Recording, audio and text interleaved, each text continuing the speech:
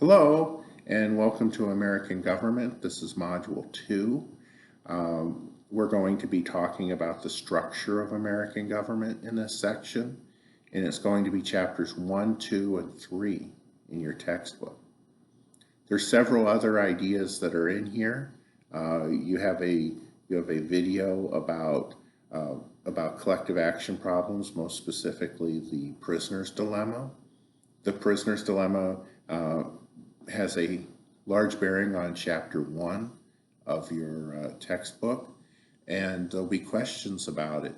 After all, we're not interested in this so much because I expect you all to be prisoners someday, questioned by the police. Although, if you're ever questioned by the police, ask for an attorney. Otherwise, this will give you some insight into just how clever they are. But anyway, the prisoner's dilemma, what it really tells us about is why we need some strong government agency or leader who can incentivize people to overcome their doubt that someone will actually cooperate with them as they've agreed to. Because after all, it's always to your benefit to defect from an agreement if somebody offers you more than the agreement offers you. And quite often what government does is it coordinates this agreement. It forces people to fulfill contracts. And in fact, in the early part of the history of American government, a lot of what government did was it required people to fulfill contracts. The contract that perhaps the government is a little more interested in now is the U.S. Constitution. And the U.S. Constitution is, in fact, in a way, a contract.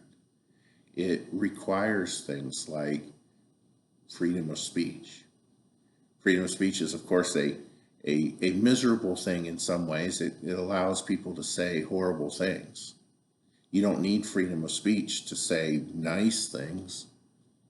If you ever are listening to the President of the United States talk and you want to yell out, "We love you, Joe," no one's going to throw you in jail for that. But what would happen if you didn't like him? What would happen if you protested him? It's nice to know that you can say things in the United States that are political. Certain things you can't say, but political things that you can say that are protected from your jailing. Now, the Constitution isn't necessarily designed to protect you from, having people not like you anymore. But the government's not supposed to be able to jail you for saying something unpopular. And if you look to other countries, other relatively free countries like the United Kingdom, you see a lot of people who are in fact imprisoned for, usually very vile things that they've said. And yet the protection for things that are controversial and not vile is that sometimes we have to let people say some really terrible things so that the people who are only saying controversial things do not have to be afraid. Well, anyway, I could talk for a long time about the First Amendment. I'm a big fan. However, that's only one amendment, and Chapter 2 is going to invite you to learn all about the entire U.S. government. The entire U.S. Constitution. And then Chapter 3 talks about federalism, which, whether you view it as a feature or a bug of the American system, is certainly a part of the American system where there is power in the hands of both the state government and the national government.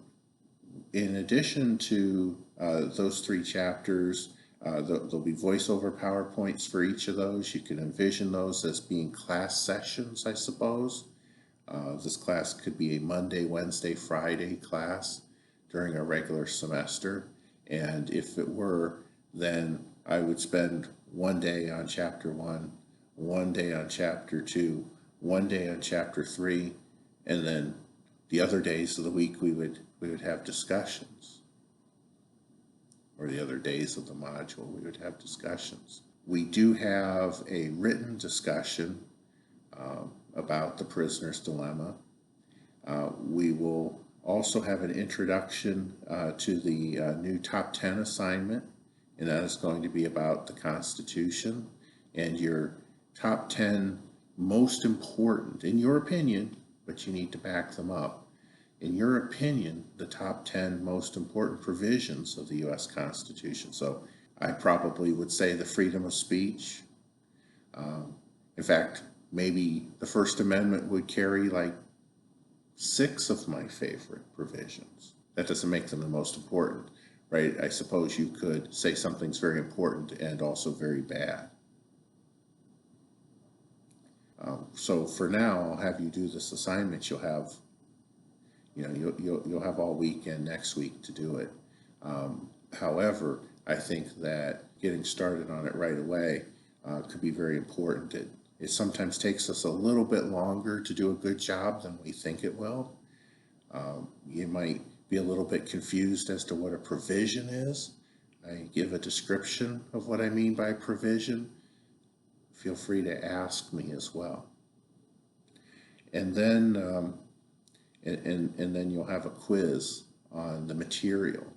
It should be 5 questions between chapters 1, 2, and 3. So I would expect 2 questions for each of 2 of the chapters, and then one of the chapters will have only 1 question. That's not to say these are the only things you'll need to know. As the midterm approaches, you should be aware that there will be many questions on the midterm. People tend to do real well on the quizzes. They're open book and open note. All of my assignments are. There's ways that I have devised to keep you from working with your friends on it. I've decided in some ways that telling you that it would be closed book and closed note would be so hard to enforce that in a lot of ways it would just be a tax on honesty, and I don't like to punish people who are honest. So I'd like to tell you, you're not being dishonest.